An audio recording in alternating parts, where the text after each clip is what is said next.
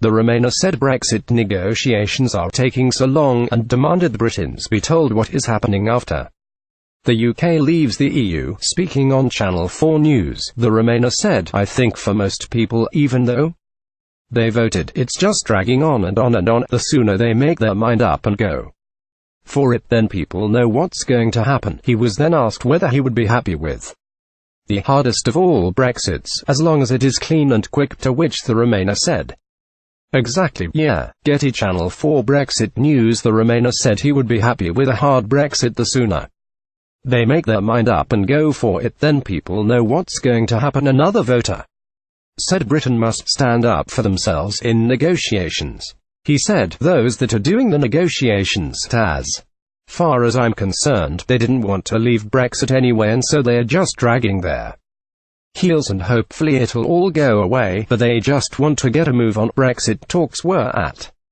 a deadlock at the end of 2017 after the EU refused to move on to the second stage of negotiations until key Brexit issues were resolved, including the Irish border, citizens' rights and the divorce bill, but European Commission President Jean-Claude Juncker agreed in December enough progress has been made on key Brexit issues in order to move on to trade talks.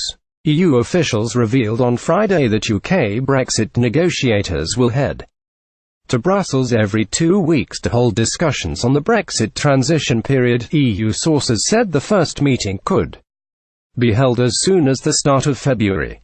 David Davis has faced criticism after agreeing a 2-year transition period where Britain is effectively set to stay in the single market and customs union during the transition. During the Commons debate, Mr. Davis said the transition period, set to end in March 2021, could be agreed within an 8-week period in time for trade talks in March, but Brexiteer Jacob Rees-Mogg has said the UK would be a vassal state during the transition period if it continues to be subject to the European Court of Justice (ECJ), pay into the EU budget and follow new single market rules.